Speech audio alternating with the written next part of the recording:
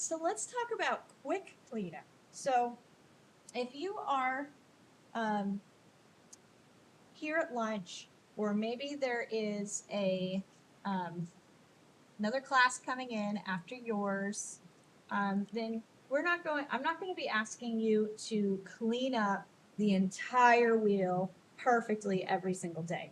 So instead, because it takes a while, it takes about 15 minutes to clean up when you're doing that. And we don't have a whole lot of time in each class. So what I'm going to go ahead and do is start by removing the clay, the extra clay. So I'm not keeping this one. If I was keeping it, I would want to cut it off with a wire. This clay and any clay that I have left over, all of that is going to be added to the extra clay container.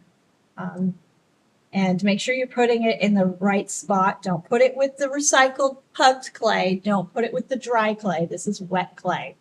But in most cases too, I will ask you to keep that clay and practice wedging and drying it out for use another class. All right, so I'm actually going to keep this clay because I'm going to reuse it.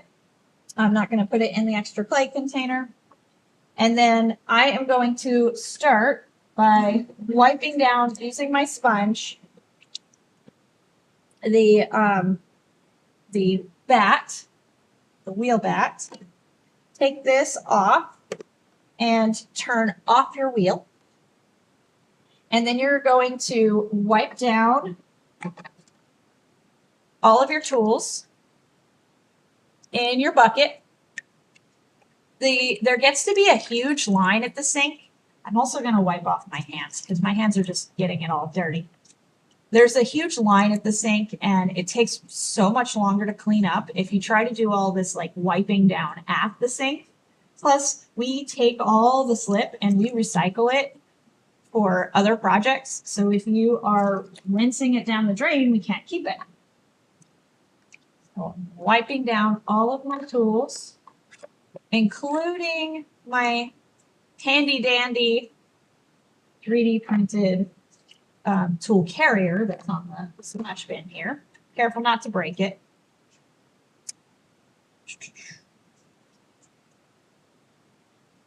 And now I'm going to rinse these at the sink. It should be a very quick rinse. And then I'm going to rinse this too. So once I have rinsed them at the sink, I'm going to put them away.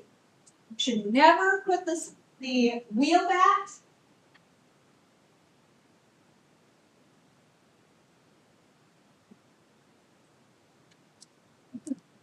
You should never put the wheel bat back on the wheel head. You want to leave it off. I'm going to make sure my wheel is turned off, and then I'm going to go through and using this sponge, which I'm going to make sure there's water in the sponge. I'm going to wipe down everything so that it goes down to the bottom of the tray. Any little clumps, I'm going to pull them out and add them to my clay. This clay that I have here, I'm putting into a bag because I'm going to reuse it. And now I'm squeezing out all the excess water. Don't forget to wipe the side of your wheel head. Get as much of that water out of there as possible, as much of that clay out of there as possible, especially if you are using like a different colored clay, like red clay. You're going to really need to do a good job getting most of that out. If you're using stoneware, you have to do all of the steps for cleaning the wheel every single time you use the wheel. You also need to clean it before you start on it. Stoneware and earthenware should not mix.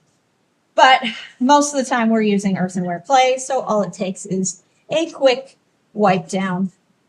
Once it's wiped down, you can go ahead and put everything away.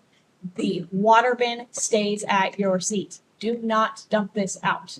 In fact, what we do is we let the clay settle in the water bin, and then the next class will come in and pour off the water, put the slip into the slip bucket, and then we keep going. So you shouldn't be emptying the water. In fact, we probably, because the classes are back to back, won't empty the water between classes. So make sure that you wash your hands with soap and water when you are done cleaning. Alrighty, that's everything. Check one more time that your wheel is turned off, and then that's it for the day.